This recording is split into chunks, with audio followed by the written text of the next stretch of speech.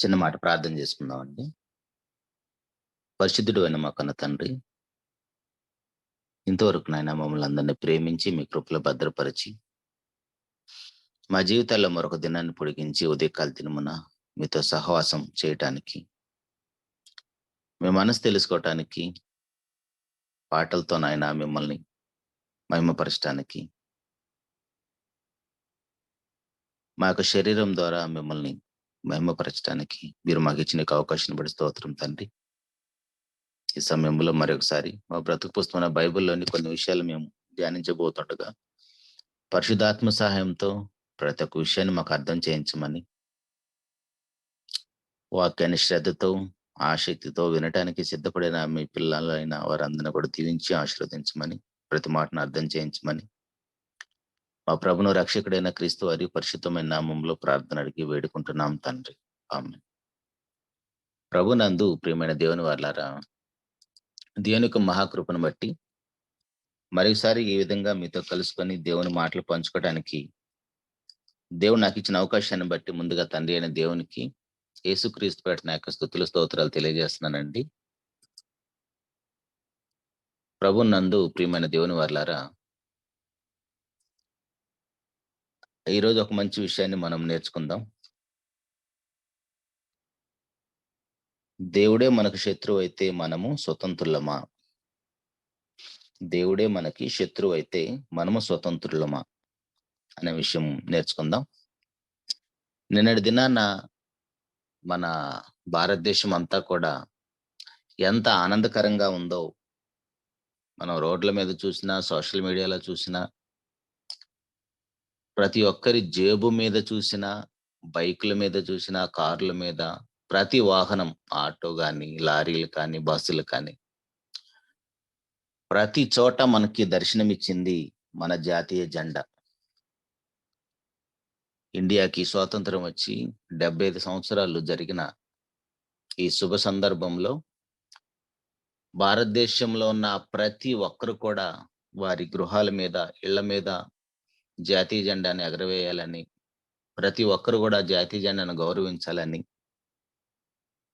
మనకి వారి యొక్క ప్రాణాలను పణంగా పెట్టి స్వాతంత్రాన్ని తీసుకొచ్చిన మహానుభావులను జ్ఞాపకం చేసుకుంటూ, గొప్పగా వారి గురించి మాట్లాడుతూ, చాలా ఆనందకరంగా నిన్నటి దినం జరిగిపోయింది. మనం చూసాము. నిజంగా ఆ వాతావరణం చూస్తుంటే చాలా ఆనందం అనిపించింది. అయితే మన సెమినార్‌కొస్తూ ఆ రోడ్ల మీద ఆ వాతావరణం అంతా చూసినప్పుడు, నిజంగా ఇది నిజమైన స్వాతంత్రమేనా? అన్న ప్రశ్న నాకు అప్పుడే మొదలైంది. కొంతమందిని అడిగాను కూడా, జాతీయ జెండా పట్టుకొని లేదా బైక్ మీద, కారు మీద జాతీయ జెండాను పెట్టుకొని, జేబు మీద మనం ఆ యొక్క స్టిక్కర్‌ని అంటించుకున్నంత మాత్రాన మనం నిజంగా స్వాతంత్ర్యాన్ని అనుభవిస్తున్నట్లేనా అని నేను ప్రశ్నించాను కూడా. కొంచెం మనసు పెట్టి కొన్ని విషయాలు జాగ్రత్తగా ఆలోచిస్తే,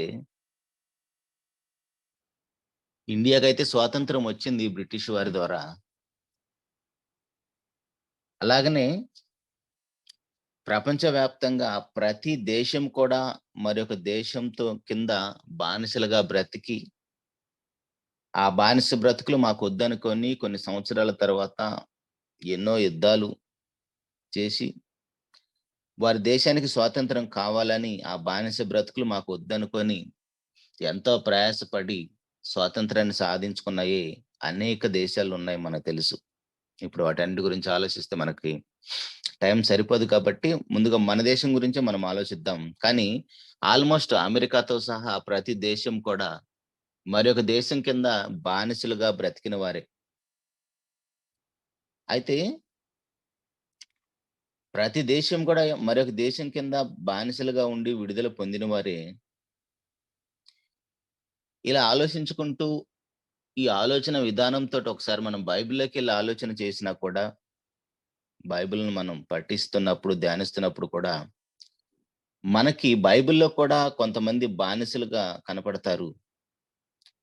మరొక దేశంలో వారు బానిసలుగా బ్రతుకుతూ నిజంగా ఒక వెట్టి చాకిరి అనే పదం వీరికే సరిగా వర్తిస్తుందేమో అన్నట్టుగా అంత బానిస బ్రతుకులు బ్రతికిన వారున్నారు. వారే ఇశ్రాయేలు మనకు తెలుసు. ఐగుప్తు దేశంలో వారు పడిన పాట్లు అన్ని ఇన్ని కాదు. అన్ని సంవత్సరాలు వారు బానిస బ్రతుకులు బ్రతుకుతూ, నిట్టూర్పులు విడుస్తూ, ఏడుస్తూ, తండ్రి అయిన దేవునికి ప్రార్థిస్తున్నప్పుడు వారి యొక్క ప్రార్థనా విజ్ఞాపనలు, వారి యొక్క కన్నీరును చూసిన దేవుడు వారికి విడుదల కలిగించాడు. ఆ యొక్క ఐగుప్తు నుంచి వారిని వాగ్దానం చేయబడిన కానానులోకి ప్రవేశింపచేయటానికి ఆ మార్గ మధ్యంలో తండ్రి అయిన దేవుడు వారి పట్ల చూపిన కృప అంతా ఇంత కాదు. నిజంగా వాళ్ళ గురించి రాయబడిన మాటలు మనం చదివితే ఎంత ఆనందాన్నిస్తాయంటే, గద్ద రెక్కల మీద మోసుకొని వచ్చినట్లుగా మోసుకొని వచ్చానంటాడు.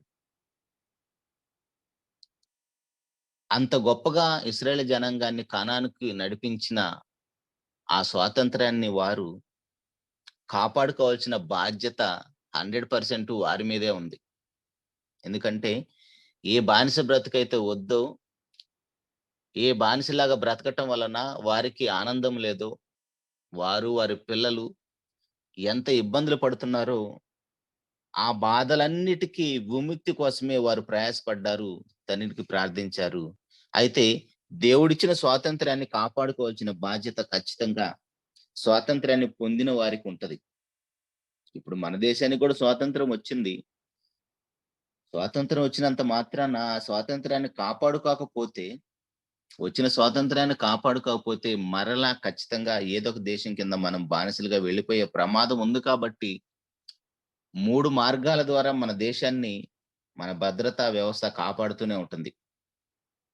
భూమిలో నుంచి గాని, భూమి ద్వారా ఒకవేళ శత్రు దేశాలు ఎవరైనా వస్తారేమో అని కాపాడుతూ ఉంటారు మిలిటరీ వాళ్ళు. లేదు ఆకాశం ద్వారా ఎవరైనా వస్తారనని వాయుమండలం ద్వారా కూడా మన దేశాన్ని కాపాడుతూ ఉంటారు. లేదు సముద్ర మార్గము గుండా వచ్చేసి మన దేశాన్ని ఇబ్బందుల పాలు చేస్తారేమోనని సముద్ర మార్గం ద్వారా కూడా మన దేశాన్ని కాపాడుతూ చాలా పటిష్టంగా మన భద్రతా వ్యవస్థ ఉందని మనం చెప్పుకుంటూ ఉంటాం. జ్ఞానమున్న ఏ దేశమైనా ఇదే చేస్తుంది. అయితే దేవుడిచ్చిన స్వాతంత్రాన్ని కానానులో కాపాడుకోవాల్సిన బాధ్యత ఇశ్రాయేలు జనాంగాంది. కానానులో దేవుడిచ్చిన స్వాతంత్రాన్ని కాపాడుకోవాల్సిన బాధ్యత ఇశ్రాయేలీయులది. అయితే వారు నిజంగా వారికిచ్చిన స్వాతంత్రాన్ని వారు కాపాడుకున్నారా లేదన్న విషయాన్ని కొన్ని విషయాలు మనం ఆలోచిద్దాం. న్యాయాధిపతుల గ్రంథం 2వ అధ్యాయము 10వ వచనంలో, న్యాయాధిపతుల గ్రంథం 2వ అధ్యాయం 10వ వచనం.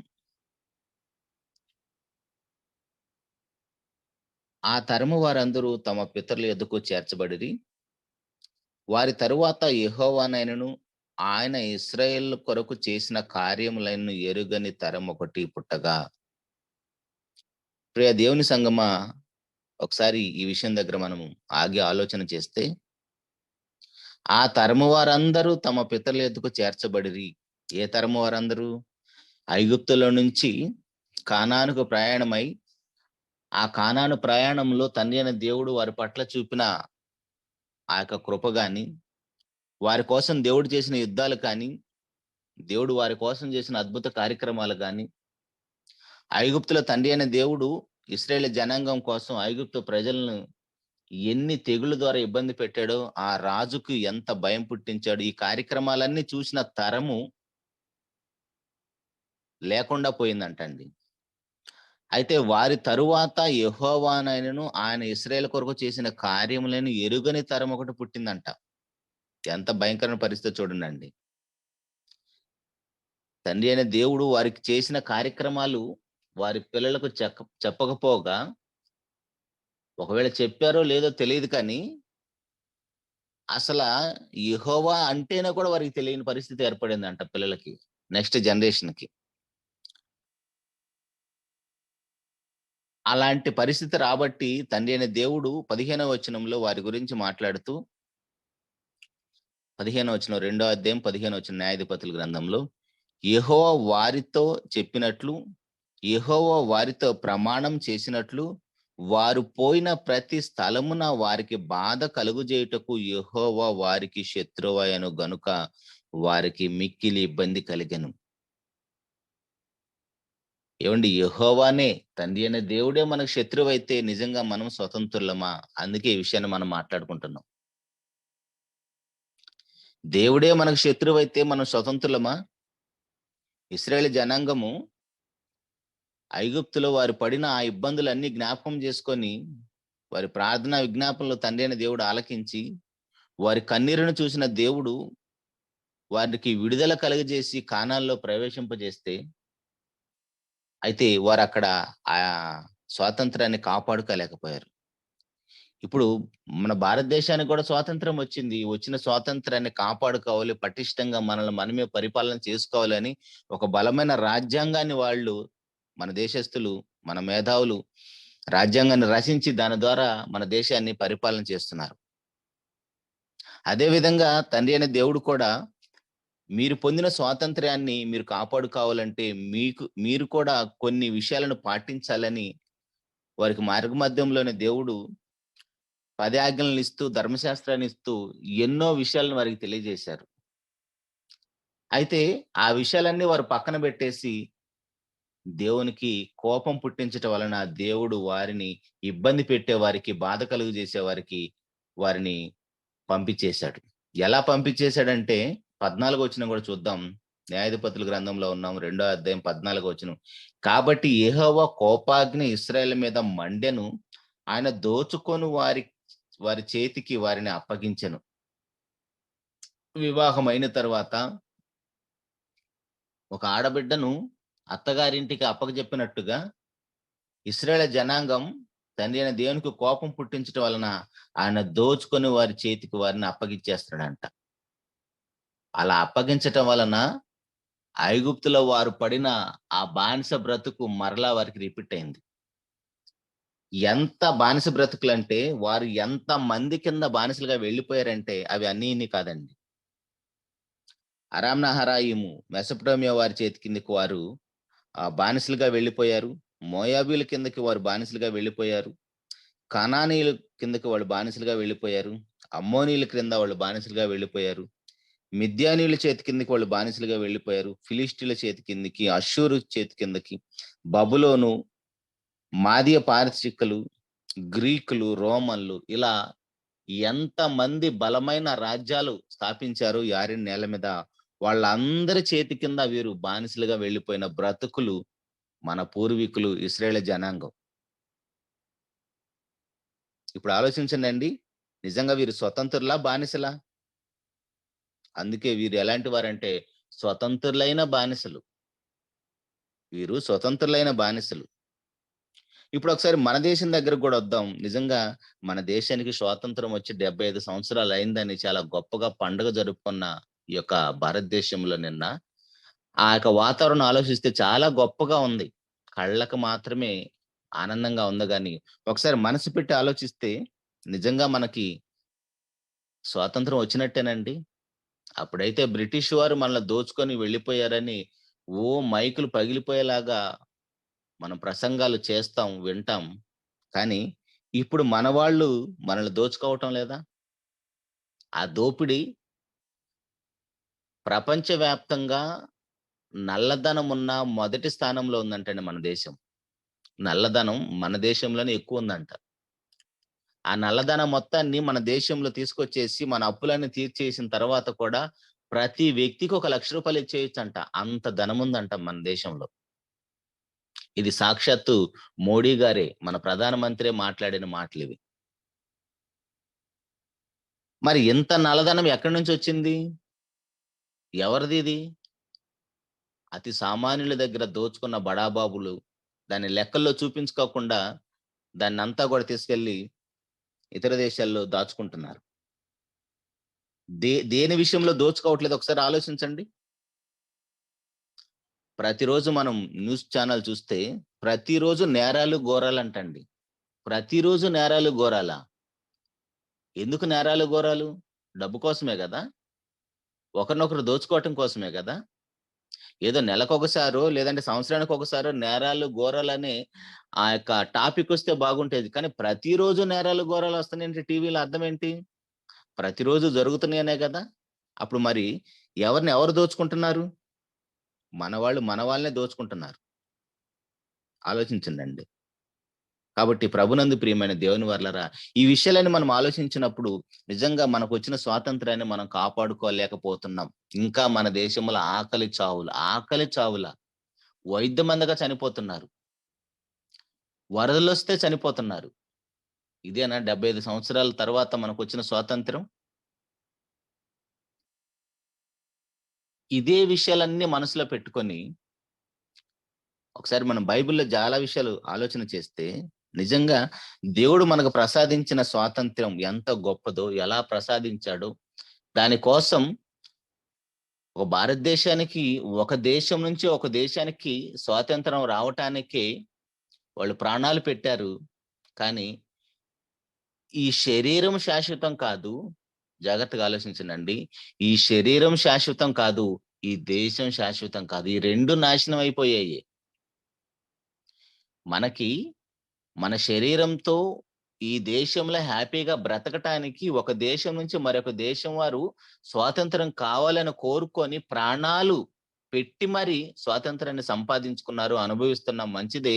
అయితే ఈ దేశము, ఈ శరీరం కూడా శాశ్వతం కాదు. కానీ మన ఆత్మను పరలోకంలో చేర్చటానికి శాశ్వతమైన స్వాతంత్రాన్ని ఇవ్వటానికి మన ప్రభు చేసిన ఆ యొక్క ప్రాణ త్యాగాన్ని ఎంతమంది మనం గుర్తిస్తున్నామండి? అందుకని చెప్తున్నాడు యోహాను సువార్త 8 అధ్యాయము,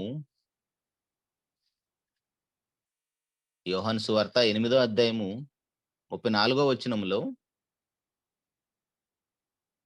అందుకు యేసుప్రభువారు మాట్లాడుతూ, అందుకు యేసు పాపం చేయి ప్రతి వాడును పాపమునకు దాసుడని మీతో నిశ్చయముగా చెప్పుచున్నాను. ఇప్పుడు మనం దాసులమా? స్వతంత్రులమండి? లేదండి, నేను బాప్తిసం పొందాను. నేను సంఘంలో చేర్చబడ్డాను. నేను స్వతంత్రుడనే అంటున్నాం. మంచిదే. నిజంగా స్వతంత్రుడివేనా? నోటి మాటతో మాత్రమే మాట్లాడుతున్నామా స్వతంత్రులమని?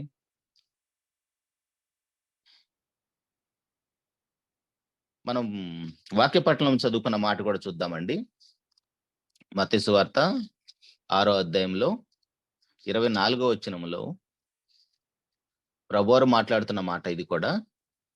24 వచనంలో ఎవడును ఇద్దరు యజమానులకు దాసుడుగా ఉండనేరడు. అతడు ఒకని ద్వేషించి ఒకని ప్రేమించును, లేదా ఒకని పక్షముగా నుండి ఒకని తృణీకరించును. మీరు దేవునికిని సిరికిని దాసులుగా ఉండనేరరు. ఇక్కడ దేవునికి, సిరికి, డబ్బు గురించే మాట్లాడాడు ప్రభువారు. కానీ ఆ సిరి ప్లేస్‌లో, ఆ ధనం ప్లేస్‌లో మనకున్న ప్రతి బలహీనత పెట్టి ఆలోచించండి. మనం దేనికి దేనికి బానిసలమో? మనము దేనికి దేనికి బానిసలమో ఒకసారి ఆలోచించండి. మనం నిజంగా స్వతంత్రులమా? బానిసలమా? మనం స్వతంత్రులమా? బానిసలమా? మనకు మనకే తెలుసండి. పక్కన వాళ్ళెవరు చెప్పాల్సిన అవసరం లేదు. మనవారు మన భారతదేశంలో ఉన్న బడాబాబులందరూ మనల్ని ఎలా దోచుకుంటున్నారో, దోచుకొని మనల్ని మరలా ఎలా బానిస బ్రతుకులు మనకి ఆపాదిస్తున్నారో, అలాగనే మనల్ని మనమే పాడు చేసుకుంటూ, మనల్ని మనమే మోసం చేసుకుంటూ వ్యక్తిగతంగా ప్రతి బలహీనతకు బానిసం అవ్వటం వలన మనమే బానిసలుగా అయిపోయాం. దేనికంటే కాల్చేదాని విషయం గాని, తాగేదాని విషయం కానీ, అవతల వాడిని మోసం చేసేది ఏదైనా కావచ్చు. కేవలం స్మోకింగ్, డ్రింకింగ్ మాత్రమే బానిసలు కాదండి. మనం ఆలోచిస్తే ఏ వాటికి మనం బానిసలమో వాటన్నిటికి కూడా మనము దాసులమే. అప్పుడు మనము స్వతంత్రులమా? బానిసలమా?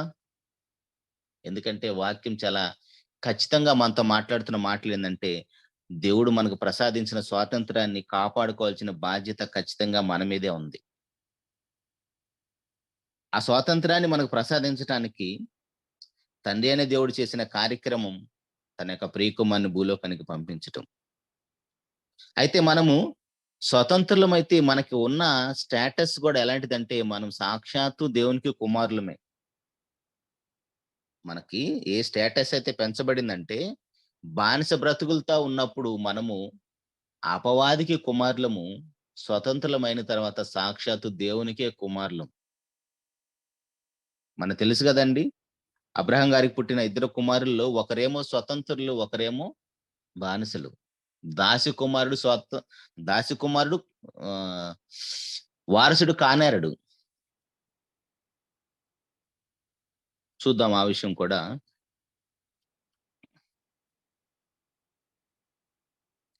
మత్తయి సువార్త 17వ అధ్యాయము, మత్తయి సువార్త 17వ అధ్యాయము 26వ వచనంలో, మత్తయి సువార్త 17వ అధ్యాయము 26వ వచనములో, అతడు అన్యుల యొద్దని అని చెప్పగా యేసు అలాగైతే కుమారులు స్వతంత్రులే.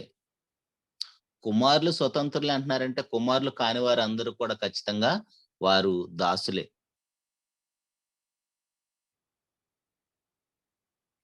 గలతీయులకు రాసిన పత్రిక 4 అధ్యాయము, గలతీయులకు రాసిన పత్రిక 4 అధ్యాయము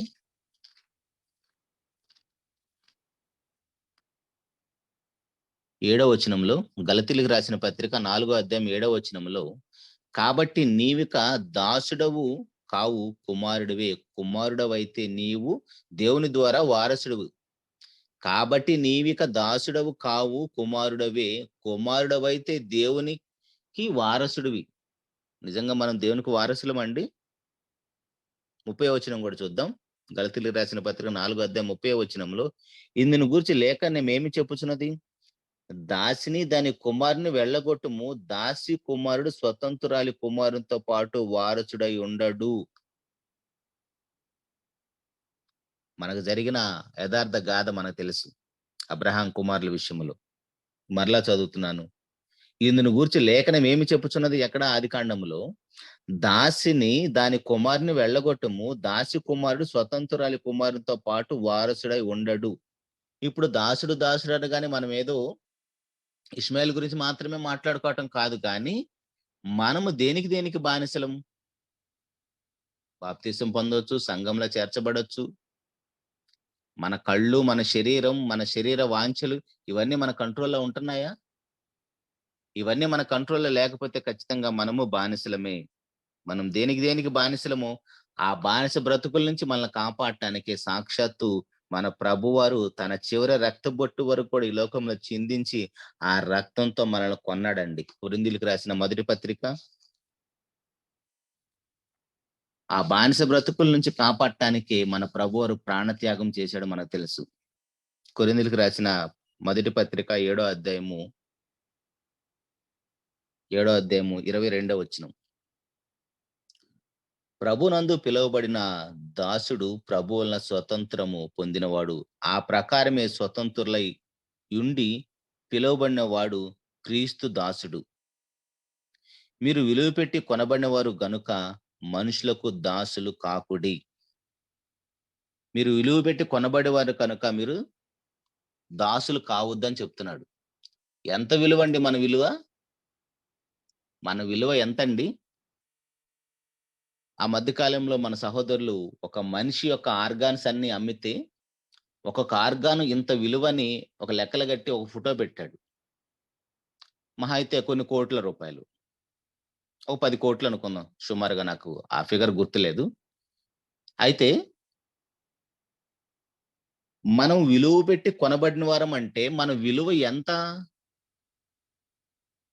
ఏ విలువతో కొన్నాడు మనల్ని? సాక్షాత్తు ప్రభువారి యొక్క రక్తం గురించి రాయబడిన మాట అమూల్యమైన రక్తం అది. అమూల్యమైన రక్తం అంటే వెల కట్టలేని రక్తం. ఆ రక్తంతో నిన్ను నన్ను కొన్నాడంటే మనము ప్రభు రక్తంతో సమానం. ఒక వస్తువును కొన్నప్పుడు ఇది రూ. 100 విలువ చేసే వస్తువు అంటే రూ. 100 చెల్లిస్తాం దానికి. రూ. 100కి మించి ఎక్కువగా దానికి డబ్బులు పెట్టం. ఆ వస్తువుకి ఆ రూ. 100కి ఈక్వల్ వాల్యూ ఉంటది. అలాగనే మనల్ని సాక్షాత్తు ప్రభువారు తన రక్తమిచ్చి కొన్నాడంటే, ప్రభు రక్తం ఎంత విలువైందో నువ్వు నేను కూడా అంతే విలువైన వారం.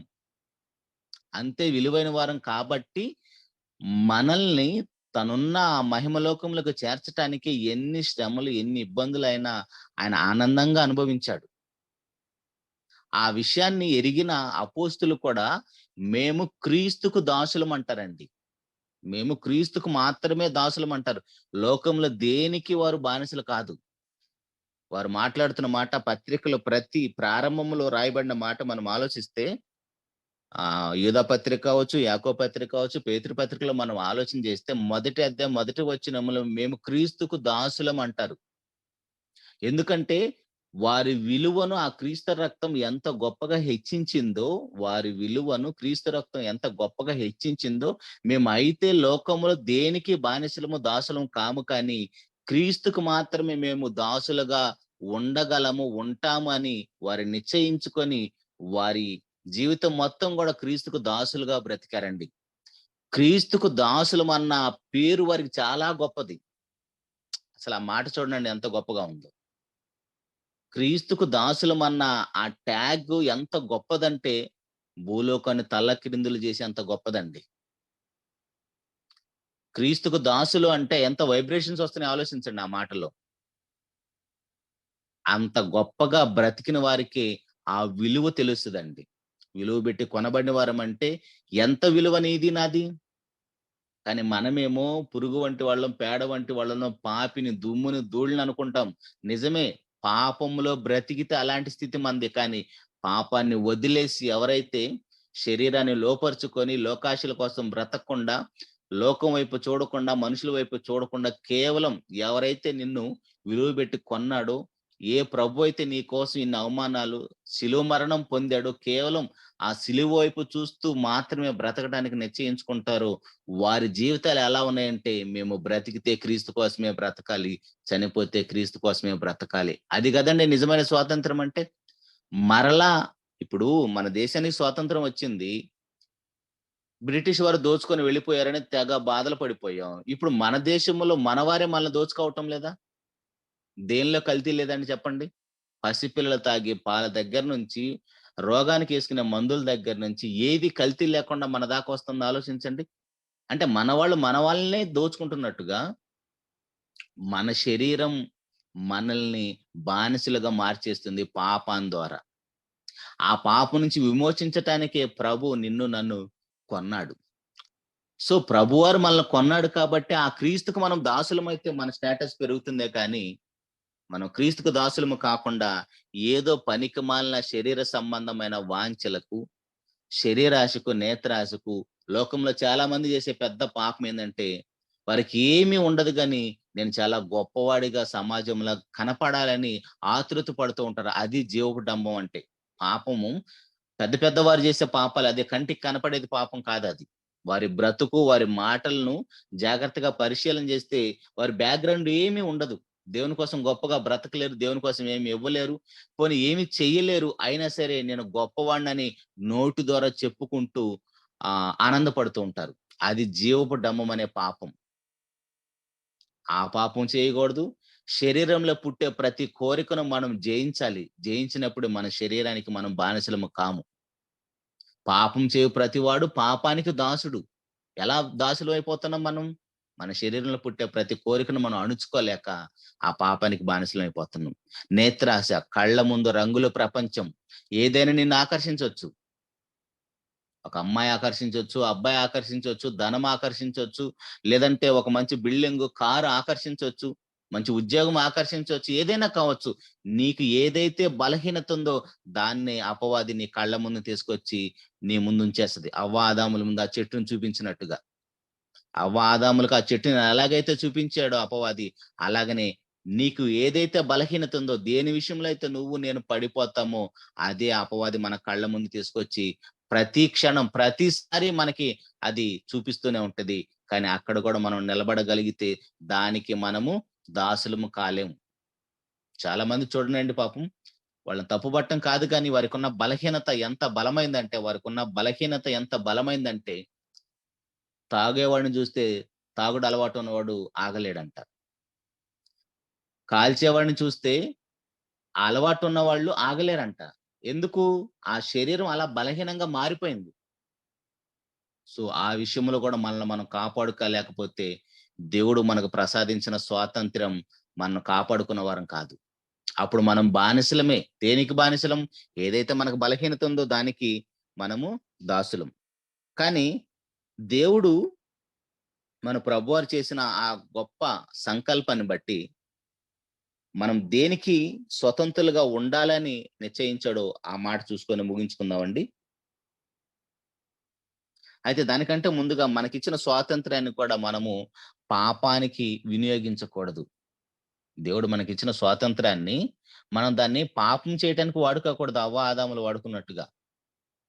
మనకిన్న స్వాతంత్ర్యాన్ని మనం దేనికోసం వాడుకోవాలంటే, నిత్య జీవాన్ని స్వతంత్రించుకోవటం కోసం వాడుకోవాలి.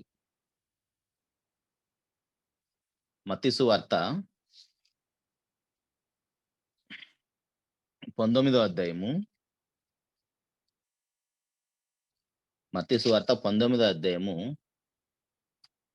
28, 29 వచనాలు చదువుకుందామండి. మత్తయి సువార్త 19 అధ్యాయము 28, 29 వచనాలు. యేసు వారితో ఇట్లనెను, ప్రపంచ పునర్జన్మందు మనుష్య కుమారుడు తన మహిమగల సింహాసనం మీద ఆసీనుడై ఉండునప్పుడు నన్ను వెంబడించిన మీరును 12 సింహాసనముల మీద ఆసీనులై ఇశ్రాయేలు 12 గోత్రముల వారికి తీర్పు తీర్చుదురు. నా నామము నిమిత్తము అన్నదమ్ములనైనను, అక్క చెల్లెలనైనను, తండ్రినైనను, తల్లినైనను, పిల్లలనైనను, భూములనైనను, ఇండ్లనైనను విడిచి విడిచిపెట్టిన ప్రతి వాడును 100 రెట్లు పొందును. ఇది గాక నిత్య జీవమును స్వతంత్రించుకొనును. ఎంత మంచి వాగ్దానమో చూడండండి. అయితే ఆ నిత్య జీవంలోకి మనము వెళ్ళాలంటే, పరలోకానికి ఆటంకంగా ఉన్న వీటన్నిటిని గూడా మనం పక్కన బెట్టేసేయాలి. ఆఫ్‌కోర్స్ ఇక్కడ అమ్మ, నాన్న, కన్నబిడ్డలు, తల్లిదండ్రులు, అక్క చెల్లెలు గూడా ఉన్నారు. కానీ వాళ్ళు మనతో పాటు పరలోకానికి రావటానికి సిద్ధపడి మనల్ని ఆత్మీయ జీవితంలో మనం ఎదుగుదలకి వాళ్ళు తోడ్పడుతూ ఉంటే మంచిదే. అలా కాకుండా అఫ్‌కోర్స్ మనకు అలాంటి పరిస్థితి లేదనుకోండి, కొంతమందికి ఉంటది. ఎలాంటి పరిస్థితి అంటే, పాపం క్రైస్తవ కుటుంబాల్లో పుట్టి పెరగరు. వేరే విశ్వాసాల మధ్య వాళ్ళు పుట్టి పెరిగుంటారు. అలాంటి వారికి చాలా ఇబ్బంది. క్రీస్తుని వెంబడించటం, సంఘానికి వెళ్ళటం, ప్రార్థన చేయటం, బైబిల్ చదవటం వారికి చాలా ఇబ్బంది. కానీ అలాంటి పరిస్థితి ఒకవేళ ఎవరికైనా ఉన్నా సరే, వాళ్ళు క్రీస్తుకు అడ్డంగా, పరలోకానికి అడ్డంగా వాళ్ళు నిలబడ్డారు కాబట్టి, అలాంటి వాళ్ళని పక్కన బెట్టేసి నువ్వు రాగలిగితే ఖచ్చితంగా నిత్య జీవాన్ని స్వతంత్రించుకుంటావు అంటున్నాడు. కానీ మనకు అలాంటి పరిస్థితి లేదు గదా! మన భర్త, భార్య, పిల్లలు, తల్లిదండ్రులు, అన్నదమ్ములు, అక్కచెల్లెలు అందరూ మనతో పాటు సహకారులుగా ఉంటారు కాబట్టి, మనం అందరం కలిసి నిత్య జీవాన్ని స్వతంత్రించుకోవటం కోసం ఖచ్చితంగా మనం ప్రయాసపడాలి. అప్పుడు మనం పొందిన స్వాతంత్ర్యము మనకి నిత్య జీవాన్ని తీసుకొచ్చి పెడుతుంది. అలా కాకుండా దేవుడు మనల్ని స్వతంత్రులుగా పుట్టించాడు. రిమోట్ కంట్రోల్ తన చేతిలో పెట్టుకోలేదు కాబట్టి, ఆ యొక్క స్వాతంత్ర్యాన్ని మనం పాపం చేయటానికి వినియోగించుకుంటే, మనమేమి స్వతంత్రులమండి? ఎల్లప్పుడు మనము పాపానికి దాసులమే. మన బలహీనతలకు దాసులమే. మనకి ఏ ఏ బలహీనత ఉందో వాటన్నిటికి మనం దాసులమైనప్పుడు, దేవుడు మనకిచ్చిన స్వాతంత్ర్యాన్ని విలువ పెట్టి కొనబడిన ఆ విలువైన స్టేటస్‌ని మనం ఎలా కాపాడుకుంటాం?